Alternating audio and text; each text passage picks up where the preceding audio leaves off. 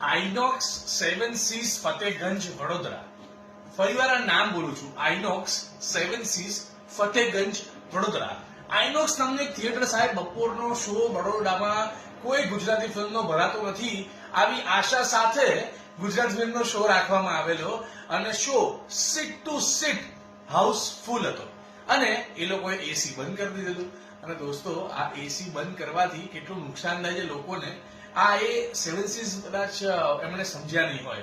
એટલે હું આ આઇનોક્સના મેનેજરને, આ આઇનોક્સના જેટલા એમની જે શું કહેવાય, એમના જે સ્ટાફ મેમ્બર છે એ લોકો એમના ઉત્સવે કે કોણ આવે ભાઈ ગુજરાતી પિક્ચરમાં, બપોરે શોમાં કોઈ નહીં આવે, એસી બંધ કરી દો.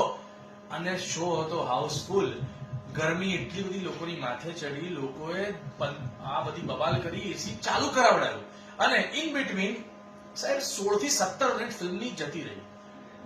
હવે આ ગુજરાતીનો પાવરની વાત તમને કરું ને તો 16-17 મિનિટ જે છે ને એ કોઈ છોડે નહીં દોસ્ત. શરૂઆતથી ફિલ્મ જોવાનું લોકોએ મન બનાવેલું એટલે બધા જ લોકોએ શો રોકાવાયો પાછો અને ફરીથી ફૂલ પરફેક્ટ એસીમાં શોને ચાલુ કરવામાં આવ્યો અને એ શો આખો હાઉસફુલ હતો.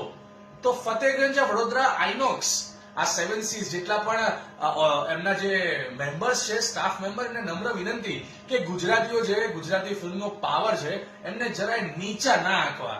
અને આવી ગુજરાતી ફિલ્મ જયારે આવતી હોય, લોકો વખાણતા હોય, લોકો વારંવાર જોવાનું પસંદ કરતા હોય, તો આપ સૌએ ગુજરાતીઓના પ્રેમને એકદમ સત્કારવો જોઈએ અને ફરીવાર એસી પરફેક્ટલી ચાલુ રહે અને આવી બબાલ ના થાય એનું ધ્યાન રાખજો.